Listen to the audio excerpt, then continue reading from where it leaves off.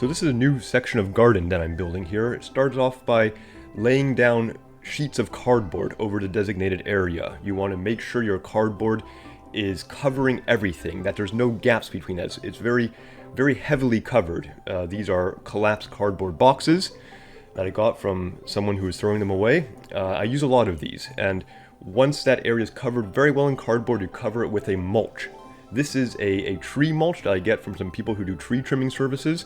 It's excellent because it's a mixture of wood, bark, leaves, all ground up together, and over time it's going to slowly decompose and become a very nice compost itself. So we have the cardboard covered with a heavy layer of mulch. I've marked it out with string and stakes, 30-inch beds, 12-inch walkways, and now I am covering it with a layer of, this is a garden mix. It's mostly compost. I think there might be a little bit of sand or something mixed in there.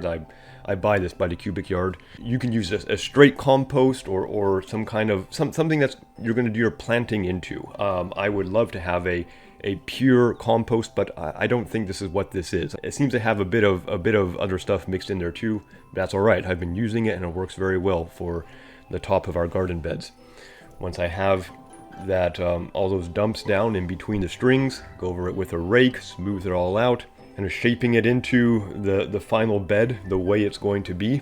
Again, 30-inch beds with 12-inch walkways in between. This gives you a good amount of planting space with enough walkway, and those walkways aren't so wide that they aren't easy to control for weeds. Controlling weeds in your walkways is important, and the smaller your walkways, the easier that's going to be.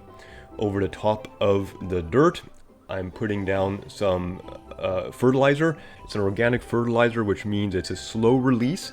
It's not going to dissolve into the soil like a chemical fertilizer. It's going to get consumed by the microbiology and be released to the plants that way. So that's why it's a slow release. But I like this kind of thing. It's going to kind of make your soil better and feed the microbiology too. So after I put down some fertilizer over the top, putting down another thin layer of the compost over the top of that. Not as much as the first time, just enough to cover over the fertilizer, kind of finish out the bed. I don't want the fertilizer being eaten by birds or animals, for example, since it is attractive to them. It's like a mixture of, it's like alfalfa, molasses, all kinds of organic byproducts from plants. It's pelletized into a fertilizer. So that bed is finished now. So when this is finished, we have quite a few layers that will work together to give our garden bed a very good soil.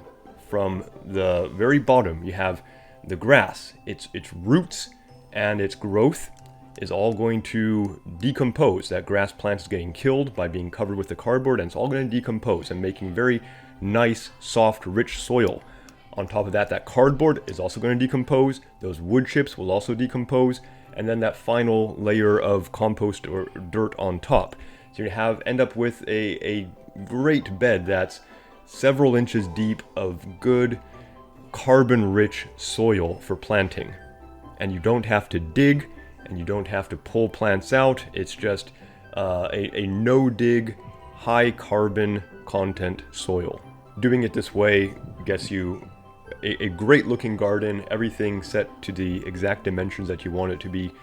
You get it done right the first time. Again, very important. Make sure that from the start that the cardboard is thick. Doesn't have to be 2 layers, but if you've got all the cardboard in the world, it doesn't hurt to do 2 layers. Make sure there's no gaps between. Mulch, then your compost or garden mix over the top of that, and there's the final product. Here's our new section of garden of 4 beds ready to plant.